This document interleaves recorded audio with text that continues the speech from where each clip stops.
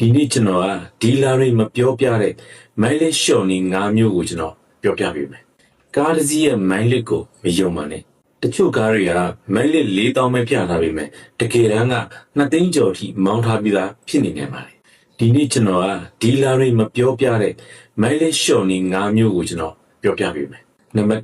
1 OBD laptop reset ဒီဘက်ခင်မော်ရီကားတွေမှာ laptop တစ်လုံးရှိုံနဲ့9မိနစ်အတွင်း meter reset လုပ်လို့ရနေပါပြီဥပမာကားတစ်စီးကအသုံးပြုထားတဲ့မိုင်းလစ်3သိန်းကျော်2သိန်းနီးပါးကို reset ချပြီး4000သို့မဟုတ်6000လုပ်လိုက်ရင်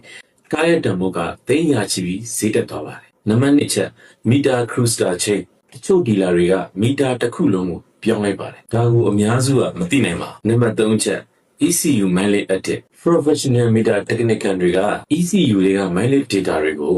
စော်ဝဲနဲ့ပြန်ရင်းနေပါတယ်အဲ့ဒါဆိုရင် scanner နဲ့စစ်ရင်တော့မတွေ့နိုင်တော့ပါဘူးနံပါတ်4ချက် option record ဖြောက်ခြင်းဂျပန် import ကားတွေမှာ option ရှိမှ mileage အမှန်ပါပါတယ်ဒါပေမဲ့တချို့ dealer တွေက option ရှိကိုမပြတာ option ရှိကိုဖျောက်လိုက်တာဒါမျိုးတွေလည်းလုပ်တတ်ပါတယ်နံပါတ်5ချက် meter step down trick တချို့ကားတွေမှာ mileage ကိုတစ်ခါတည်းမလျှော့ပါဘူးဥပမာ mileage 2သိန်းကနေ3သိန်းကျော်3သိန်းကျော်ကနေပေါင်ကနန်ဘိုင်ယာရဲ့တတိမထားမိအောင်လို့ဒီလိုတဆင့်ချင်းရှော့သွားပါဒါကြောင့်ကျွန်တော်မိတ်ဆွေတွေကိုအကြံပြုရှင်တာက